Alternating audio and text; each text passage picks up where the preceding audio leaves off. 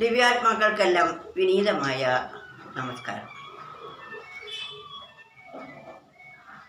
നാം മനുഷ്യനായി ജീവിച്ച് മൃഗങ്ങളെപ്പോലെ മനുഷ്യനായി ജനിച്ച് മൃഗങ്ങളെ പോലെ ജീവിക്കുന്നത് എത്ര മൗഢ്യമാണ് എന്നൊന്ന് ആലോചിച്ച് നോക്കൂ.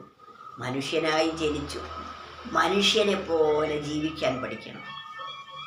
അല്ലാതെ മനുഷ്യനായി ജനിച്ച് മൃഗങ്ങളെപ്പോലെ ജീവിക്കുന്നവർക്ക് ഒരിക്കലും ഉത്കൃഷ്ടമായ പദത്തിൽ എത്തിച്ചേരാൻ സാധിക്കുകയില്ല. അതിനാൽ നമ്മൾ എന്തൊക്കെ നേടിവെച്ചോ അവയൊന്നും തന്നെ നമുക്ക് കൊണ്ടുപോകാൻ പറ്റാത്തതുമാണ്. അതുപോലെ നമ്മൾ പുറമേ വേഷം കെട്ടിയത് കൊണ്ടൊന്നും ആയില്ല. നമ്മുടെ ഉള്ളിൻ്റെ ഉള്ളിലേക്ക് ആണ്ടിറങ്ങി ചെല്ലുമ്പോൾ മാത്രമേ മനസ്സിന് ആ പരമസത്യം ബോധ്യമാകൂ. ലോകവിഷയങ്ങളുടെ പിന്നാലെ ഓടിയാൽ ഒരിക്കലും ആത്മതത്വം നമുക്ക് ഗ്രഹിക്കാൻ സാധിക്കുകയില്ല. രുദ്രാക്ഷമാലയും കാവി വസ്ത്രവും ഭസ്മധൂളിയും ധരിച്ച ഭിക്ഷുവായാലും ജ്ഞാനമില്ലെങ്കിൽ നിന്ദ്യമാം. വലിയ ഒരു സത്യം തുറന്ന് കാട്ടിത്തരുന്നു. ആളെ കണ്ടാൽ നല്ല സാമ്യം തോന്നും. രുദ്രാക്ഷമാല ഉണ്ട്, കഴുത്തിൽ നിറയെ കെട്ടിത്തൂക്കിയിരിക്കുന്നു. രുദ്രാക്ഷമാലയും കാവി വസ്ത്രവും സന്യാസിയെപ്പോലെയുള്ള വസ്ത്രധാരണവും ഭസ്മധൂളിയും ഭസ്മം കൊണ്ട് ശരീരമാസകലം വാരിപ്പൂശിയും ധരിച്ച ഭിക്ഷുവായാലും ഇതൊക്കെ ധരിച്ച് ഒരു ഭിക്ഷാന്തേഹിയായി നടക്കുന്ന ആൾ ആണെങ്കിലും ജ്ഞാനമില്ലെങ്കിൽ നിന്ദ്യനാം. ആത്മജ്ഞാനമില്ലെങ്കിൽ അയാൾ എത്ര വലിയ വേഷം കെട്ടിയാലും നിന്ദ്യൻ തന്നെയാണ്. അതിനാൽ നാം ആത്മാനുഭൂതിക്ക് വേണ്ടി ആത്മാർത്ഥമായി പ്രവർത്തിക്കേണ്ടതാണ്. ആത്മാനുഭൂതിക്ക് വേണ്ടി ആത്മാർത്ഥമായിട്ടായിരിക്കണം നാം ശ്രമിക്കേണ്ടത്. അല്ലാതെ മാലയും മറ്റ് സ്വർണങ്ങൾ ഉപേക്ഷിച്ചു കാവ്യവസ്ത്രം ധരിച്ചു അതുകൊണ്ടൊന്നും ബാഹ്യമായ ശരീരത്തിനല്ല ഈ കൂട്ടേണ്ടതും കുറയ്ക്കേണ്ടതും.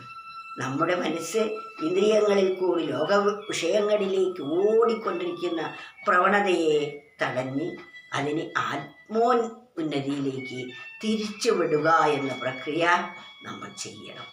അപ്പോൾ മാത്രമേ നമുക്ക് ആ പരമസത്യം ബോധ്യമാവുകയുള്ളൂ.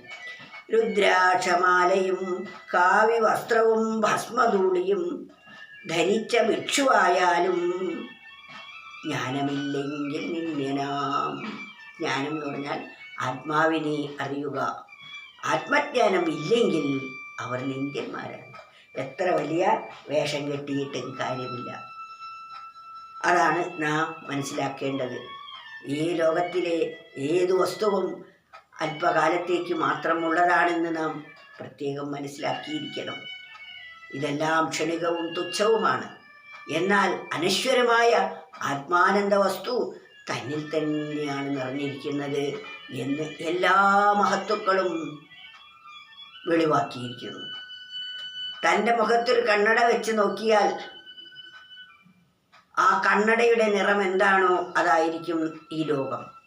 പച്ചച്ചില്ലോടുകൂടിയ ഗ്ലാസ്സിലൂടെ നോക്കുമ്പോൾ എല്ലാം പച്ചയായി കാണും. മഞ്ഞച്ചില്ലോടുകൂടിയ ഗ്ലാസ്സിലൂടെ നോക്കുമ്പോൾ എല്ലാം മഞ്ഞയായി തോന്നും. ചുവന്ന ഗ്ലാസ്സുള്ള ചില്ലിലൂടെ നോക്കുമ്പോൾ ലോകം മുഴുവൻ ചുവപ്പായി തോന്നും. വാസ്തവത്തിൽ ഈ ലോകത്തിന് ചുവപ്പോ കറുപ്പോ വെളുപ്പോ ഒന്നും തന്നെ ഇല്ല. എന്നാൽ നാം നമ്മുടേതായ ആ പരിമിതമായ സ്വേച്ഛകൾ, സ്വന്തം ഇച്ഛകൾ, ഇത് നമുക്ക് യഥാർത്ഥത്തെ കാണാൻ തടസ്സമാണ്. ഇത് മനസ്സിലാണ് ഇരിക്കുന്നത്. മനസ്സാണ് ഇതുള്ളത് കൊണ്ട് ലോകത്തിൻ്റെ പിന്നാലെ പോയി മരീചികയിലെ ജലാശയം കുടിക്കാൻ വേണ്ടി ഓടുന്നത് പോലെ ഓരോ മനുഷ്യനും സുഖത്തിനും സുരക്ഷയ്ക്കും വേണ്ടി ഈ ലോകത്തിൽ ഓടി ചാടി വിയർത്ത് അസ്വസ്ഥനാകുന്നു. ഇതില്ലാതാവണമെങ്കിൽ വേണ്ടാത്ത വഴിക്ക് പോകുന്ന മനസ്സിനെ വേണ്ടതിലേക്ക് തിരിച്ചു കൊണ്ടുപോകണം.